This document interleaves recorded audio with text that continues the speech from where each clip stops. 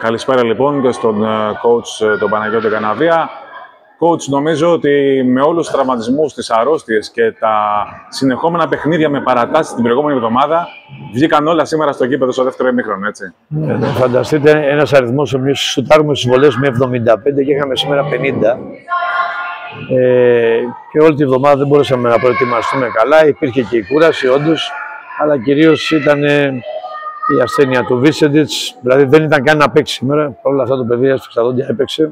Τον ευχαριστούμε. Εντάξει, κάναμε την προσπάθειά μας.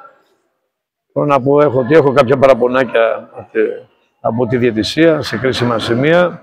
Αλλά όπως είπες και εσύ, νομίζω ότι τελικά με έτσι κούρασε. Και αυτός ήταν ο καταλυτικός παραγόντας ώστε να μην αντέξουμε. Άλλο που παίξαν όλα τα παιδιά. Γιατί κοιτάγα τώρα αυτό, παίξανε, μοιράστηκαν οι χρόνοι. Μοιράστηκε πάρα πολύ ο χρόνος, αλλά παρόλα αυτά στο δεύτερο ημίχρονο φάνηκε ότι προσπαθούσαν τα παιδιά, αλλά δεν είχαν τις απαραίτητες δυνάμεις στο τέλος για να τα παίξουν σε μια ομάδα που πρέπει να πούμε ότι είναι και πάρα πολύ ποιοτική, έτσι. Πολύ, πολύ, και φάνηκε στο τέλος, δηλαδή όταν τους βάλαμε κάποια δύσκολα πράγματα να παίξουν, είχαν καθαρό μυαλό, ο Κερασοβίτους έβαλε 2 μεγάλα σουτ, διάβασε καλά το μάτς, η μπάλα πήγε εκεί που έπρεπε στον Παπα-Νικολάου και στο Γκαράμπουλα και νομίζω ότι φάνηκε η ποιότητά τους στην τριάδα αυτή. Ναι, είναι σαφές. Την άλλη εβδομάδα έχουμε εκτός αμήντα. Άλλο ένα πάρα πολύ δύσκολο παιχνίδι. Πολύ δύσκολο μάτς και ενεργειακό μάτς.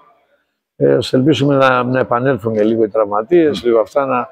Και ο Τσακναρίδης μας έλειψε πολύ, μας δίνει ενέργεια και στην άμυνα και να παρουσιαστούμε όπως πρέπει εκεί. Ευχαριστούμε πάρα πολύ, coach. Καλή συνέχεια. Έγινε, γεια σας.